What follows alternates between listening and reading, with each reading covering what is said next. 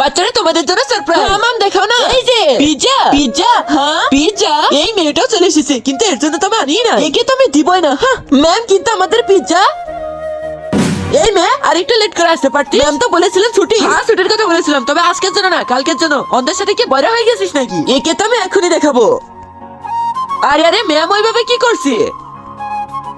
আরে ম্যাম চলো, এই বাক্সের ভিতরে যার নাম পাওয়া যাবে সেই পিজ্জা পাবে। এই ভিজবির জন্য সব এরকম করছে।